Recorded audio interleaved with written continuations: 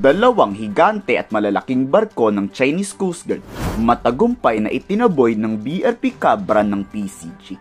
Yan ang kinumpirma sa balita ni Commodore J. Tariela. Pero, papaano nagawa yan ng maliit lang na barko ng Philippine Coast Guard? Tara, pag-usapan natin.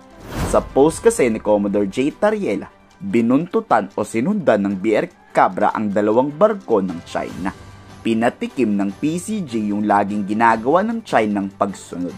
Pero this time tayo ang tila ng gugulo sa mga Chinese.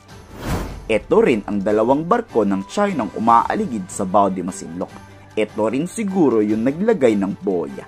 Dito niradyohan niya ng paulit-ulit at pilit iginigiit ng Pilipinas na teritoryo natin bansa ang Bao de Masinloc. Nagkusa namang umalis ang China matapos lang ang ilang oras. Alam nyo bakit? Sa report din kasi ng US Navy, nasa South China Sea, West Philippines ngayon ang USS George Washington Carrier Strike Group. Iba pa ito sa USS Nimitz. Nakasalukuyang nasa Visayas at papunta ngayon ng Benham Rice o Philippine Rice. Ito maaari ang rason bakit hindi pumapalag ang Chinese Coast Guard at kusa silang lumalayas sa Bao de Masinloc. May resback din ang Pilipinas na higanting barko mula sa US Navy. Ito rin siguro ang dahilan bakit hindi natatakot ang BRP Cabra. China Coast Guard 4305 and China Coast Guard 3305.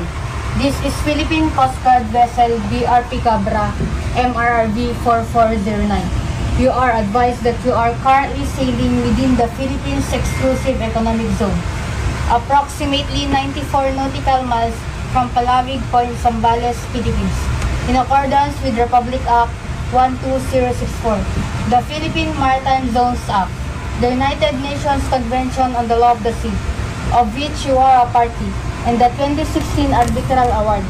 You do not possess any legal authority to patrol within the Philippines Exclusive Economic Zone. You are directed to cease and desist from conducting illegal maritime patrols within the Philippine Exclusive Economic Zone. Your illegal activities would be reported to higher authorities. Over.